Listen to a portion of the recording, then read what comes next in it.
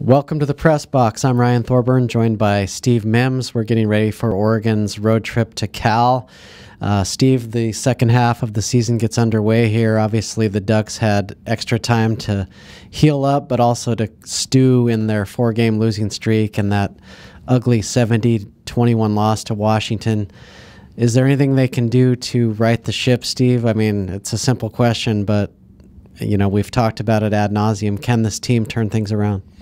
It's tough to imagine right now, just considering how the defense is playing, and got the freshman quarterback now in there. But I think what they need now is just a win. You talk about you got a bye week. To me, it would seem like be the worst time to have a bye week. Could be coming off 4 straight losses, give people an extra 5 days to nag at you. And I think for now they just need a win, something to turn some of the questions around into positives. So some of their positive answers they've been given, talking about solutions and all that, actually seems to be coming true. Because the longer this thing carries on, 5-game losing streak, suddenly they'd have to win 4 or 5 to get to a bowl game, and you wonder at what point this team may just toss it in if kind of a positive finish seems out of the question.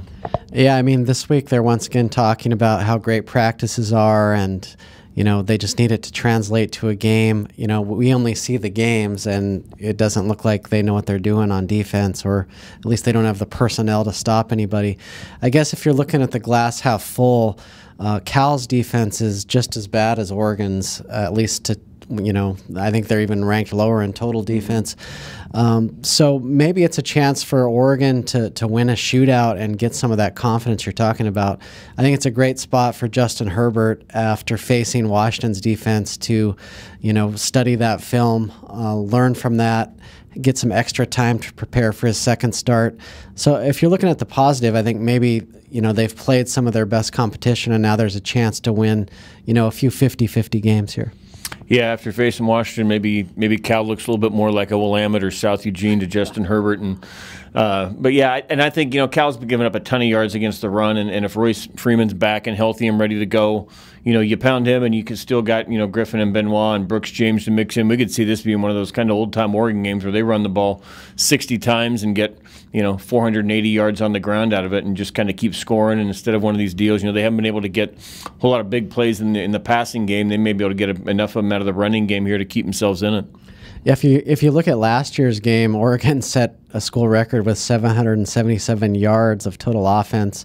Obviously, they had Vernon Adams clicking by then, but they're rushing that day. I think Royce had 180, Tony Brooks James had over 100, and Benoit and Griffin combined for 150. So I think that's kind of their game plan again, is to attack this team with the running game, mix in some Herbert after establishing that.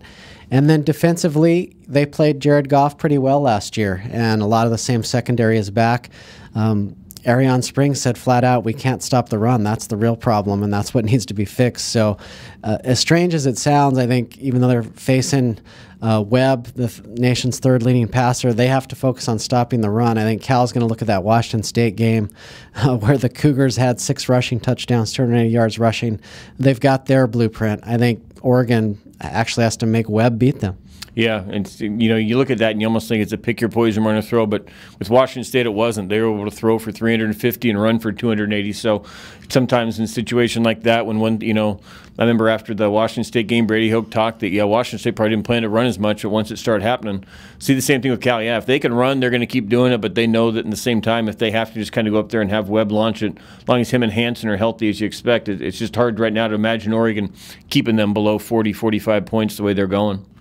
Well, even Mark Helfrich, when asked, are you going to see this team that you're talking about in practice, he said, I'm not going to hold my breath, even though some people might want me to do that. And, I'm not going to hold my breath out for a major turnaround like last season's second half. But I think there is an opportunity on Friday to have a positive step in a different direction. Yeah, the gallows humor needs to go away for these guys. It's become a little bit too commonplace around here. So, yeah, I mean, you can go down there and win this thing. Like I say, just one isn't going to save anything, but at least it sort of takes, it just seems like it's almost like a death watch right now with every 4 straight losses in a row. People are, banging on the coach, looking at, boy, what's it take to get to a bowl game?